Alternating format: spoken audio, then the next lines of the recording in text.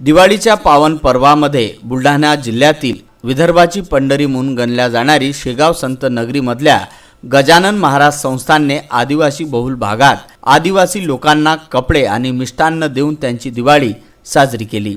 तर त्याच धर्तीवर बुलढाणा जिल्ह्यातील हिवरा आश्रम येथे सुद्धा अशाच प्रकारे गरीब आणि आदिवासी लोकांना मिष्टान्न देऊन आणि कपडे वाटून दिवाळी त्यांची साजरी केली।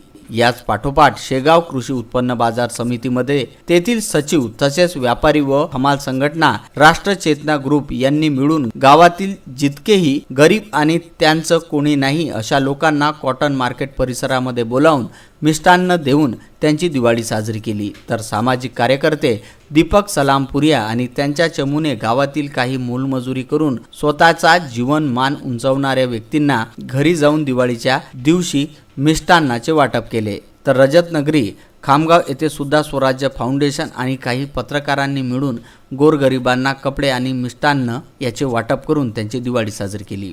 शेगाव येथे ब्राह्मण समाजाच्या वतीने जवळजवळ दिवाळीच्या दिवशी 150 ते 200 साड्यांचे वाटप करून जे गोरगरीब घरं आहेत त्यांची दिवाळी साजरी केली। काही जागेवरून त्याच निवडून आलेल्या आमदारांनी सुद्धा अशाच प्रकारे गोरगरिबांना दान धर्म करून आपली दिवाळी साजरी केली।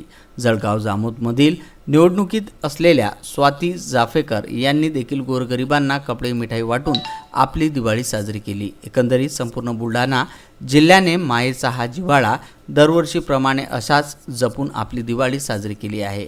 अशीच दिवाळी वर्षानुवर्ष साजरी होवो। बुलढाणा येथून विदर्भ न्यूजचे प्रतिनिधी महेंद्र मिश्रा यांचा हा खास वृत्तांत।